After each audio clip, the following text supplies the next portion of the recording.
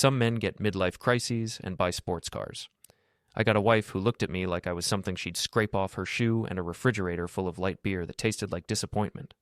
My name's Mike Rourke, and at 41, I figured I'd seen enough of life's curveballs to know when I was being played. What I didn't know was just how deep the rabbit hole went. The first real sign came on a Tuesday night in October. Holly was sitting at our kitchen table, her laptop open, typing away with the kind of focus she used to reserve for me back when we were dating. Her auburn hair caught the light from the overhead fixture, and for a moment I remembered why I'd fallen for her 15 years ago. "Working late again?" I asked, setting down my toolbox. I'd just finished a job installing a new HVAC system for the Kowalskis down on Maple Street. Honest work, good pay, nothing glamorous. She didn't look up. "Some of us have careers that matter, Mike." The words hit like a wrench to the gut. Holly worked as an HR director for some big consulting firm downtown, the kind of place where everyone wore suits and talked about synergy. She'd been there 3 years, ever since she decided being married to an HVAC guy wasn't quite the life she'd envisioned. "Right," I said, grabbing a beer from the fridge, "because keeping people's heat working in winter is just a hobby." "Don't be dramatic." She finally looked at me, her green eyes cold as January. "I'm working on something important with Derek. Derek Cavanaugh, her boss, the guy who drove a Range Rover that cost more than I made in 2 years and wore cologne that probably cost more than my monthly grocery budget. I'd met him exactly once, at the company Christmas party, where he'd shaken my hand with the enthusiasm of someone touching a public restroom door handle. "Derek again," I muttered, taking a long pull from my beer. "He's my supervisor, Mike. We work together.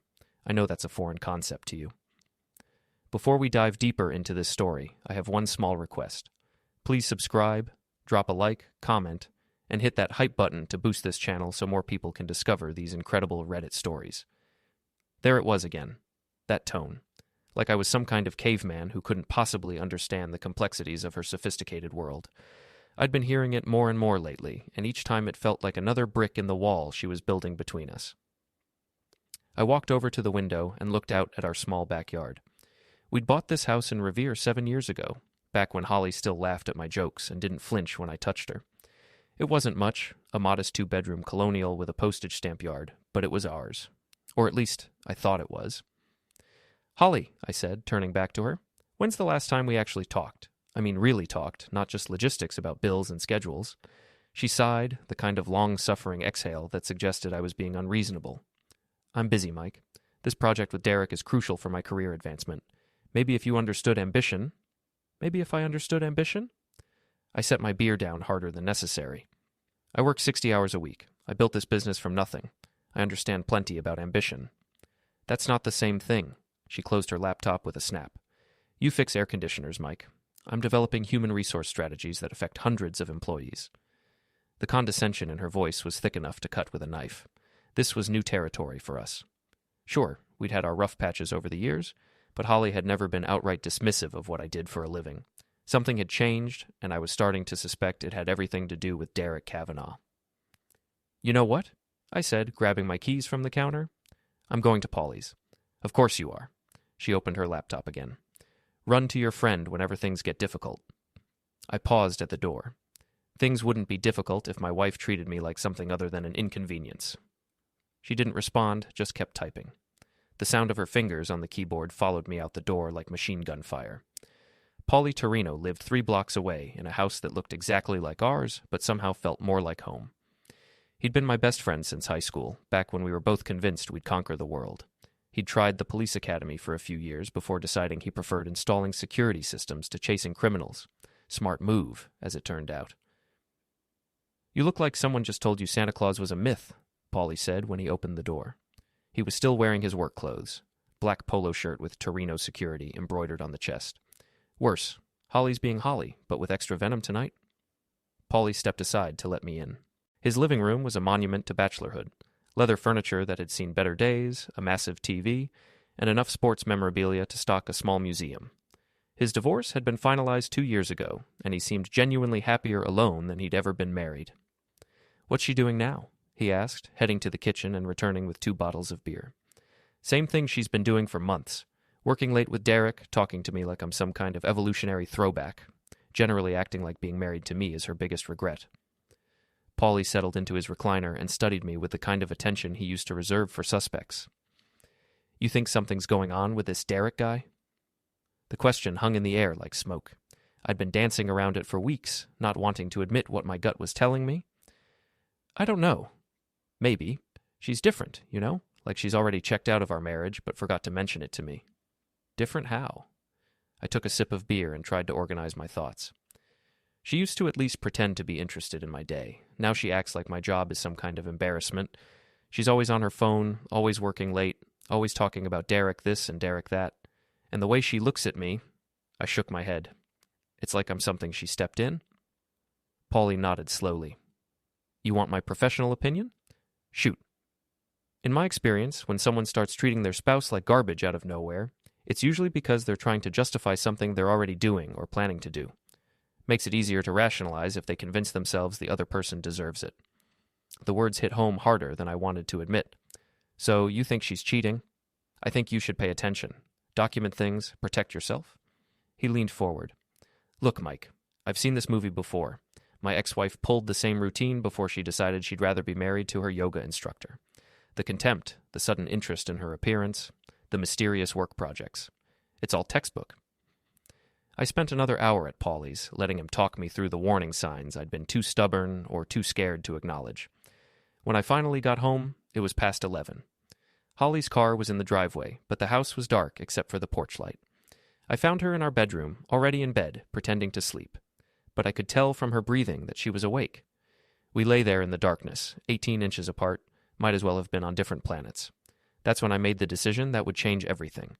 I was done being the fool in this equation. If Holly wanted to play games, I'd learn the rules, but I'd play to win. The next morning, Holly was gone before I woke up. She'd left a note on the kitchen counter. Early meeting with Derek. Don't wait up tonight.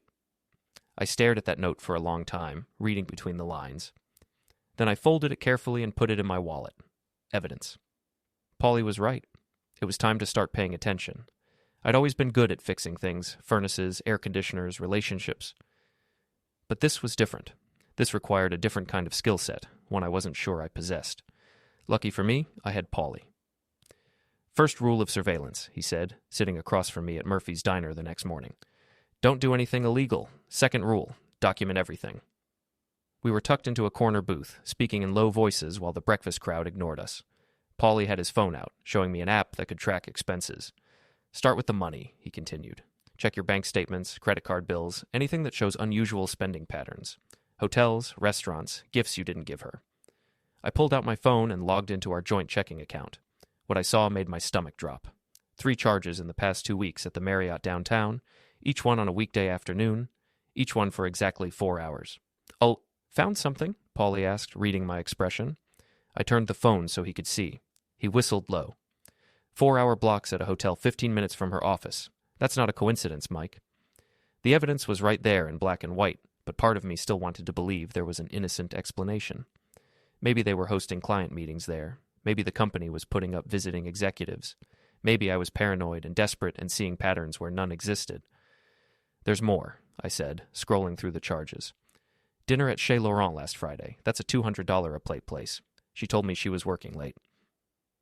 Paulie leaned back in the booth. How long has this been going on? I kept scrolling, going back through months of statements. The pattern became clearer the further back I went. It had started small. Coffee shops I didn't recognize, lunches at expensive restaurants. But in the past 6 weeks, it had escalated. Hotels, jewelry stores, a lingerie boutique that definitely wasn't shopping for me. At least 3 months, I said. Maybe longer. And you didn't notice? I trusted her. The words tasted bitter. I thought the distance was work stress, maybe a rough patch we'd work through. I didn't think she was... I couldn't finish the sentence. Hey. Paulie reached across the table and grabbed my arm. This isn't your fault. You're not the one breaking vows here. But it felt like my fault. I'd been so focused on building my business, on being the reliable provider, that I'd missed my wife falling out of love with me and into bed with someone else. What kind of husband does that make me? What's my next move? I asked. We need more than financial records. We need proof of the affair itself. Photos, messages, something concrete. Paulie finished his coffee. Does she leave her phone lying around? Sometimes, but it's password protected. What's the password? I thought about it. Holly wasn't particularly creative with passwords. She used the same few combinations for everything. Probably her birthday or our anniversary. Try both, tonight when she's in the shower or distracted. Just a quick look through her messages. The idea of snooping through my wife's phone felt wrong, like crossing a line I couldn't uncross. But then I thought about those hotel charges, about the way she'd been treating me, about the possibility that I was the only one in our marriage still playing by the rules. Okay, I said. I'll try tonight. The opportunity came sooner than expected. I was replacing a water heater for Mrs. Chen down the street when Holly called. I have to work late again, she said without preamble. Don't wait up. Another project with Derek? I asked, keeping my voice neutral. Yes. We're presenting to the board tomorrow, and the materials aren't ready. On a Thursday night? There was a pause. Mike, I don't have time for 20 questions. I'll be home when I'm home. She hung up before I could respond. I looked at my phone, noting the time. 3:47 p.m. If the pattern held, she'd be at the Marriott within the hour. I finished the water heater installation and drove home, my mind racing. Holly's laptop was still on the kitchen table where she'd left it that morning. She'd been in such a hurry that she hadn't even closed it properly. I sat down and wiggled the mouse. The screen came to life, showing her email inbox. I knew I was crossing a line, but I was past caring about lines. My marriage was dissolving, and I needed to know why. The first thing I noticed was an email thread with Derek from that morning. The subject line was, "Tonight's plans." My heart hammered as I clicked it open. "Can't wait to see you later. Same room as usual?" D. Holly's response. Of course. I told Mike I'd be working late. He never questions it anymore. H. Good. I've been thinking about you all day. Wear the red dress. D. Already packed it. See you at 5. H. I stared at the screen, reading the exchange over and over. The casual way they discussed deceiving me, like I was just an obstacle to work around. The intimate tone, the obvious familiarity. This wasn't a new thing. This was established routine. I scrolled through more emails, finding weeks of similar exchanges, planning meetings that were actually hotel visits, discussing what to tell their respective spouses, sharing private jokes about how clueless their partners were. One email from Derek particularly stung. Your husband seems like a nice enough guy, just not very bright. How did you end up with someone so beneath you? Holly's response. Mistake of youth. I thought I wanted stability, but I was settling for mediocrity. Thank God I found someone who actually challenges me intellectually. I closed the laptop and sat back in my chair, feeling like I'd been punched in the stomach. 15 years of marriage, reduced to mistake of youth and settling for mediocrity. All those times I'd worked overtime to pay for her education, supported her career changes, celebrated her successes, none of it mattered. I was just the boring husband she was stuck with until something better came along. And something better had come along in the form of Derek Cavanaugh. I pulled out my phone and called Paulie. Found something? He answered on the first ring. Found everything. She's at the Marriott right now with him. Has been for months. You sure? I read him the email exchange. When I finished, there was silence on the other end. Mike, Paulie said finally, I'm sorry. I know this isn't what you wanted to hear. Actually, it is. The words surprised me as much as they probably surprised him. I mean, it hurts like hell, but at least I know I'm not crazy. At least I know what I'm dealing with. So what's your plan? I looked around our kitchen at the life Holly and I had built together, at the evidence of her betrayal glowing on her laptop screen. A plan was already forming in my mind, cold and clear and absolutely ruthless. I'm going to make them both regret they ever met, I said. The beauty of being underestimated is that people don't see you coming. Holly thought I was too stupid to figure out her affair. Derek thought I was too weak to do anything about it. They were both about to learn how wrong they were. I spent the next 3 days planning, not the hot-headed, emotional planning of a man scorned, but the methodical, systematic planning of someone who fixes complex problems for a living. Every system has weak points. Every person has vulnerabilities.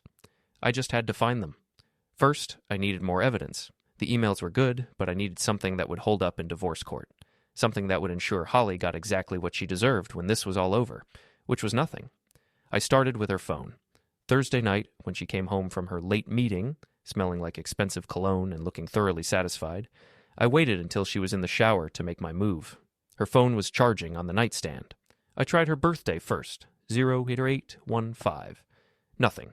Our anniversary, 0-6-2-2. The screen unlocked. My hands were shaking as I opened her text messages. The thread with Derek was right at the top, dozens of messages going back months. I scrolled through them, screenshotting the most damning ones. Mike's working late tonight. My place? H? On my way. Does he suspect anything? D. He's too wrapped up in his little repair jobs to notice. Sometimes I wonder how I stayed married to him this long. H. Soon you won't have to. Once my divorce is final, we can be together properly. D. Can't wait. I'm so tired of pretending to be happy with someone so ordinary. H. That last one hit particularly hard. Ordinary. 15 years of marriage, and that's what I'd become to her. Ordinary. I kept scrolling, finding photos they'd sent each other. Nothing explicit, but intimate enough to leave no doubt about the nature of their relationship. Derek in a hotel bathrobe, Holly in lingerie I'd never seen before. The two of them together at restaurants I couldn't afford. The shower was still running, so I opened her email app and forwarded the most incriminating messages to my personal account. Then I checked her calendar. Every late meeting and client dinner for the past 3 months was documented there, usually with Derek's initials in the notes section. I was just finishing when I heard the shower turn off. I quickly put the phone back on the nightstand and pretended to be reading a magazine when Holly emerged from the bathroom. "How was your meeting?" I asked, not looking up from the article about furnace maintenance I was pretending to read. "Productive," she said, toweling her hair. "Derek thinks we'll get the board's approval tomorrow." The lies came so easily to her. She'd probably been lying to me for months, maybe years, and I'd been too trusting to see it. That was going to change. "That's great, honey," I said. "I'm proud of you." She actually smiled at that. The first genuine smile she'd given me in weeks. It made my stomach turn. The next morning, I called in sick to work and drove to Derek's neighborhood. Paulie had given me his address. Apparently it wasn't hard to find if you knew where to look. Derek lived in Beacon Hill, in one of those restored brownstones that cost more than most people make in a decade. I parked across the street and waited. At 8:30, Derek emerged, looking every inch the successful executive in his tailored suit and Italian shoes. He climbed into his Range Rover and drove off, probably heading to his office to plan his next rendezvous with my wife. I waited another 20 minutes to make sure he wasn't coming back, then walked up to his front door. Not to break in, I wasn't that stupid, but to get a feel for his life, his routine, his vulnerabilities. The house was impressive, I had to admit. 3 stories of red brick and bay windows with a small garden in front that probably cost more to maintain than I made in a month. There was a security system, but nothing too sophisticated. Paulie could probably disable it in his sleep. I walked around to the back alley, noting the rear entrance, the windows, the neighbors' sightlines. Information. That's all I was gathering. Information I might need later. My phone buzzed with a text from Holly. "Working through lunch today. Don't wait up again tonight." I smiled grimly. Another hotel visit, no doubt. Another opportunity to gather evidence. Instead of going home, I drove to the Marriott downtown, the same hotel where Holly and Derek had been conducting their affair for months. I walked into the lobby like I belonged there, nodding to the desk clerk, and found a seat in the bar area with a clear view of the elevators. At 5:15, they arrived separately, Derek first, looking around nervously before heading to the elevators. Holly 10 minutes later, wearing the red dress Derek had requested in his email. She walked through the lobby with confidence, like she owned the place. I followed at a distance, noting which floor the elevator stopped on. The 7th floor. Room 7112, according to the registration records I'd glimpsed when Derek checked in. I took the stairs to the 7th floor and walked down the hallway, looking for room 712. When I found it, I could hear voices inside, muffled, but definitely Holly and Derek. I pressed my ear to the door, not to eavesdrop on anything intimate, but to confirm they were both there. Then I went back downstairs and waited in the bar. I ordered a coffee and positioned myself where I could see the elevators. If anyone asked, I was waiting for a business associate. Just another ordinary guy in an ordinary hotel lobby. They emerged 2 hours later, again separately. Derek first, straightening his tie and checking his watch. Holly 15 minutes after that, looking satisfied and relaxed in a way she never looked at home anymore. I followed Derek to the parking garage and watched him get into his Range Rover. As he pulled out of his parking space, I took note of his license plate number and snapped a photo with my phone. More evidence for the growing file. But evidence wasn't enough anymore. I wanted them to pay. I wanted them to feel the same humiliation, the same betrayal, the same crushing disappointment they'd put me through. I wanted to destroy their perfect little affair and watch them scramble to pick up the pieces. And I knew exactly how to do it. The first step was financial. Holly thought she was so smart, using our joint account to fund her affair. But what she didn't realize was that I'd been the primary breadwinner for our entire marriage. The house was in both our names, but I'd made most of the mortgage payments. The cars were jointly owned, but I'd paid for them. The savings account she'd been dipping into for her hotel visits? I'd contributed 70% of that money. I spent Saturday morning at the bank, speaking with our account manager about protecting my assets. I couldn't clean out the joint accounts without raising suspicion, but I could start moving money around. I opened a new account in my name only and began transferring funds. Small amounts at first, nothing Holly would notice immediately. I also started documenting everything. Every hotel charge, every expensive dinner, every piece of jewelry she'd bought with our money to impress her lover. It was all going in a file that my divorce attorney would very much appreciate when the time came. But the financial stuff was just the foundation. The real fun was going to be watching their perfect affair crumble under the weight of public scrutiny. Holly was so proud of her professional reputation, so concerned with what people thought of her. Derek was married to a socialite who moved in Boston's elite circles. What would happen when those circles learned the truth? I was about to find out. Monday morning, I put my plan into motion. Holly left for work early, claiming she had a breakfast meeting with Derek to prepare for their presentation. I knew better. The Marriott served an excellent breakfast, and room 712 had a lovely view of the harbor. While she was gone, I made copies of everything: the emails, the text messages, the bank statements showing the hotel charges. I organized it all into a neat folder, the kind of professional presentation that would make any HR director proud. Then I drove to Holly's office. Meridian Consulting occupied 3 floors of a glass tower in downtown Boston. I'd only been there once before, for that Christmas party where I'd met Derek. Walking through the marble lobby now, I felt like an alien visiting a foreign planet. Everyone was so polished, so important-looking, so utterly convinced of their own significance. I took the elevator to the 14th floor, where Holly worked. The receptionist, a young woman with perfect makeup and a smile that never reached her eyes, looked at me like I was something unpleasant that had wandered in from the street. "Can I help you?" she asked. "I'm here to see Derek Cavanaugh," I said. "It's about Holly Rourke." The mention of Holly's name got her attention. "Do you have an appointment?" "No, but I think he'll want to see me. I'm her husband." That changed everything. The receptionist's expression shifted from dismissive to curious. Office gossip was currency in places like this, and I was offering premium content. "Let me check if he's available," she said, picking up the phone. While she made the call, I looked around the office. Everything was expensive and impressive: leather furniture, original artwork, floor-to-ceiling windows with views of Boston Harbor. This was the world Holly preferred to ours. This was what she thought she deserved. "Mr. Cavanaugh can see you now," the receptionist said. "Conference room B, just down the hall." Derek was waiting for me when I arrived, and he looked nervous. Good.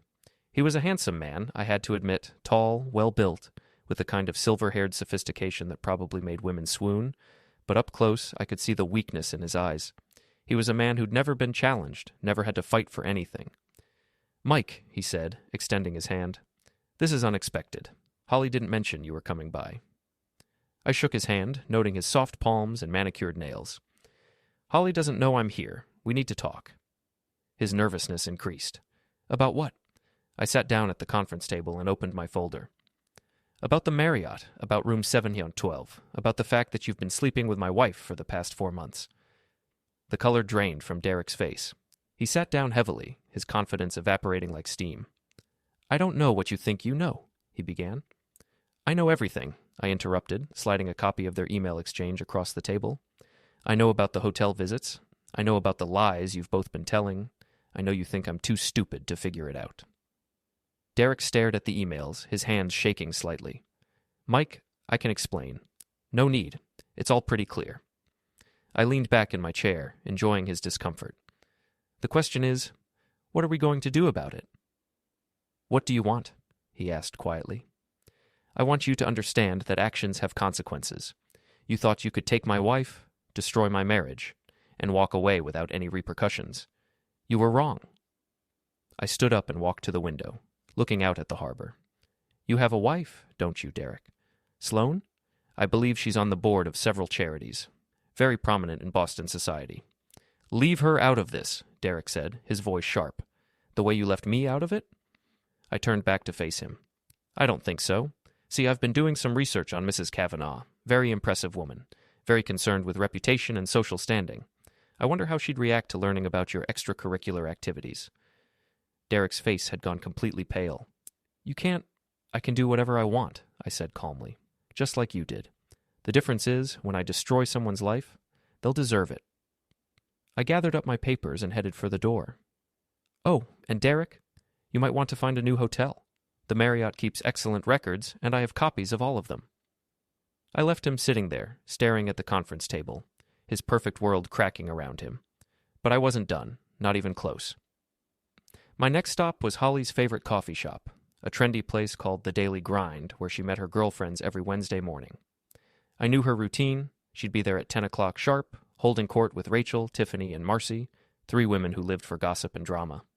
I arrived early and took a table in the corner where I could observe without being noticed. At exactly 10 o'clock, Holly walked in with her usual entourage. They ordered their overpriced lattes and settled into their regular spot, immediately launching into animated conversation. I couldn't hear what they were saying from my position, but I could see Holly's body language. She was relaxed, animated, probably sharing details about her affair without mentioning any names.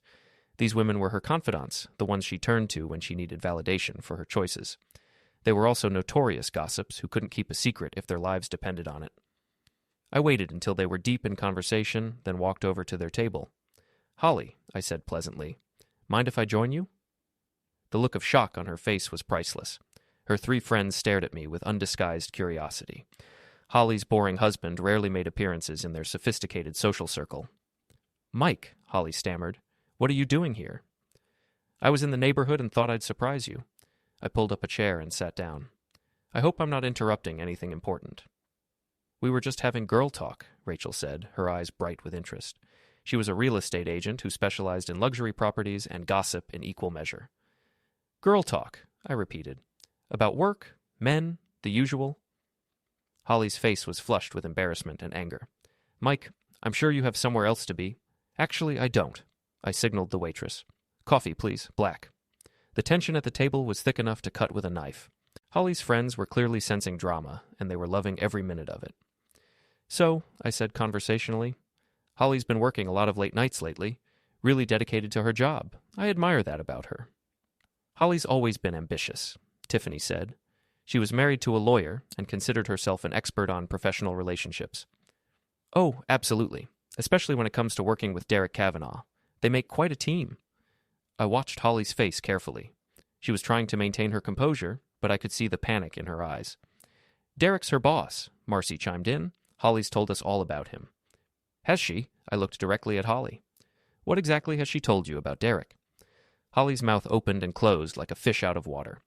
Her friends were staring at her expectantly, waiting for her to respond to what should have been an innocent question. Just work stuff, Holly managed finally. Work stuff, I nodded. Like their late-night meetings at the Marriott? The silence that followed was deafening. Rachel's eyes went wide. Tiffany's mouth fell open. Marcy actually gasped. Holly stood up so quickly she knocked over her chair. We're leaving. Now. But her friends weren't going anywhere. They smelled scandal, and nothing short of a fire alarm was going to drag them away from this table. The Marriott? Rachel asked, her voice breathless with excitement. Room 712, I said helpfully. They've been meeting there every Tuesday and Thursday for the past 4 months. Very professional, I'm sure. Holly grabbed her purse and fled, leaving her friends staring after her in shock. I finished my coffee, left a generous tip, and walked out, knowing that by noon, half of Boston would know that Holly Rourke was having an affair with her married boss. The best part? I hadn't said anything that wasn't true. I'd simply connected some dots and let Holly's own friends draw their own conclusions. Phase 1 of my plan was complete. Now it was time for Phase 2. The fallout from the coffee shop incident was swift and brutal. By the time I got home, my phone was buzzing with angry texts from Holly. How could you do that to me? You've ruined everything. I'll never forgive you for this. I read each message with growing satisfaction. For months, Holly had been playing games with my life, my marriage, my future. Now she was getting a taste of what it felt like to have someone else hold all the cards. But I wasn't done, not by a long shot. That evening, Holly came home in a rage unlike anything I'd ever seen. She burst through the front door like a hurricane, her face flushed with fury and humiliation. You bastard, she screamed. How dare you embarrass me like that? I was sitting in my recliner, reading the newspaper like it was any other Tuesday evening. Embarrass you? I just asked about your work relationship with Derek.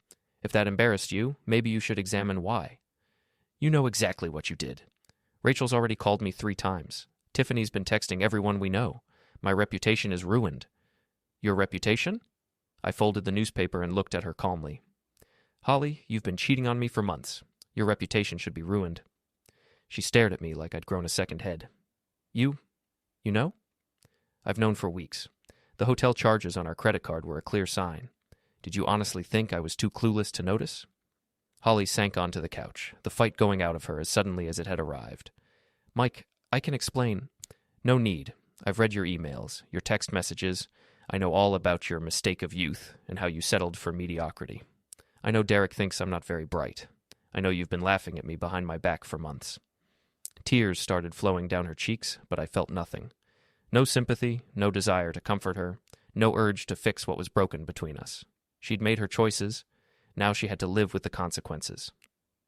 It wasn't supposed to happen, she whispered. It just did. Bullshit. I stood up and walked to the window. You made a choice, Holly. Every hotel visit, every lie, every time you looked at me with contempt, those were all choices. Don't you dare try to minimize it now. What do you want from me? She asked. I want a divorce. I want you out of this house. And I want you to understand that I'm not the pathetic fool you thought I was. She wiped her eyes with the back of her hand. Fine. We'll get divorced. But you can't keep humiliating me like this. My career... Your career. I laughed, but there was no humor in it. Holly, your career is the least of your problems. Derek's married, remember? To a very prominent, very vindictive woman who's not going to take kindly to learning about his affair. You wouldn't? I already did. I sent Mrs. Cavanaugh a very detailed email this afternoon, complete with photos and documentation. I imagine she's having quite an interesting conversation with Derek right about now. Holly's face went white. Mike, you don't understand. If this gets out, if Derek's wife makes a scene, we could both lose our jobs. The company has a strict policy about workplace relationships. Then you should have thought of that before you started screwing your boss. My phone rang. The caller ID showed Paulie's number. Mike, he said when I answered. You need to turn on Channel 5, now. I grabbed the remote and flipped to the local news. A reporter was standing outside Derek's Beacon Hill brownstone, where police cars were parked in the driveway and neighbors were gathered on the sidewalk, craning their necks to see what was happening. Domestic disturbance at the home of prominent businessman Derek Cavanaugh. Sources tell us that Mrs. Sloane Cavanaugh discovered evidence of her husband's extramarital affair and confronted him this evening. No charges have been filed, but neighbors report hearing shouting and the sound of breaking glass. Holly stared at the television in horror.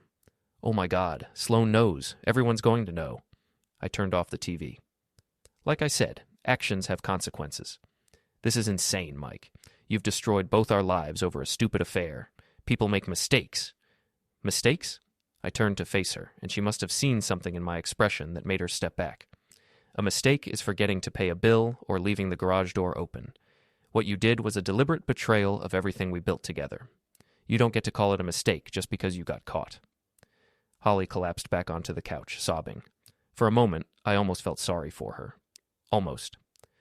Then I remembered the emails where she'd mocked me to her lover, the months of lies and deception, the way she'd made me feel like I was crazy for suspecting what was right in front of my face. I want you out of here by tomorrow, I said. You can go stay with your sister Jen. I'm sure she'll be very understanding. Jen doesn't know. Jen's known all along. She's been covering for you, helping you plan your little rendezvous. Did you really think I wouldn't figure that out too? Holly looked at me like she was seeing me for the first time. When did you become so cruel? The day I realized my wife thought I was too stupid to live. I left her crying on the couch and went to bed. For the first time in months, I slept soundly. The next morning, Holly was gone.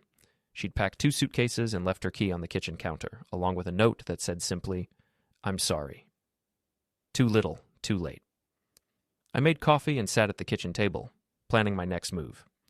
Derek and Holly's affair was now public knowledge, which meant their careers at Meridian Consulting were probably over. Sloane Cavanaugh was a force of nature in Boston society, and she wouldn't let this humiliation go unanswered. But I wasn't finished yet. There was still Jen to deal with. Holly's sister lived in Brookline with her husband Tom and their 2 kids. She'd always presented herself as the responsible one, the family woman who'd learned from Holly's wild younger days and settled down into respectable domesticity. What she actually was, I'd discovered, was an enabler who'd helped orchestrate my wife's affair.